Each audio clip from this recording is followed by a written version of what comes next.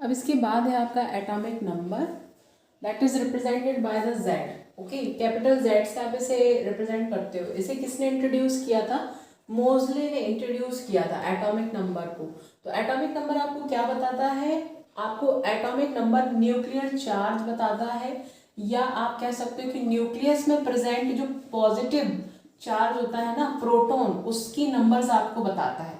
तो atomic number equal to आपके number of electrons भी होते हैं जब न्यूट्रल एटम होता है। न्यूट्रल एटम का मतलब है कि अभी इसमें से कोई भी इलेक्ट्रॉन को बाहर नहीं निकाला गया है, तो इस कंडीशन में ये क्या होगा? आपका न्यूट्रल एटम होगा। ठीक है, तो जब भी न्यूट्रल एटम है तो इसमें क्या होंगे? प्रोटॉन और इलेक्ट्रॉन इक्वल रहते हैं, तब आपको ये इलेक्ट्रॉन्स भी बताता है और साथ में नंबर ऑफ प्रोटॉन्स भी बता रहे हैं। इसलिए आपका ये फॉर्मूला निकल के आता है कि Z is equal to number of electrons equal to number of protons. Next है आपका atomic mass. So it is denoted by the A, capital A।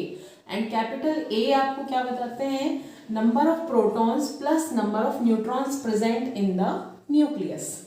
सो आप इस फॉर्मूले को इस तरीके से भी लिख सकते हो, atomic number atomic mass is equal to number of protons plus number of neutrons. Now अब एक चीज और जानते हैं कि आप जानते हैं कि भाई एटॉमिक नंबर जो है आपका that is equal to the number of protons, ठीक है, and also equal to the number of electrons.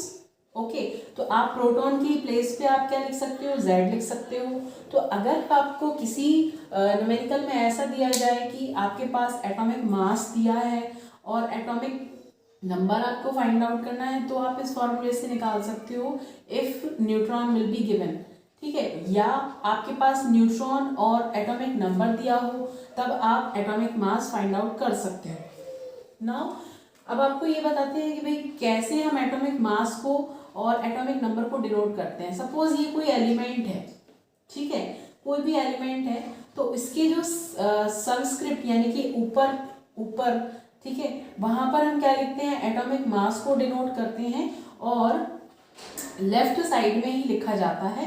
Atomic number को आप नीचे की साइड यानी कि सबस्क्रिप्ट में लिखते हैं।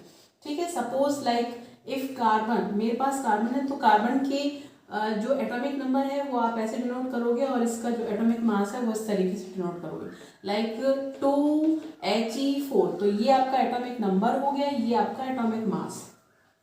अब अगर आपको number of neutrons find out करना है तब भी आप ये एटॉमिक मास का यूज कर सकते हो। So atomic mass minus atomic number.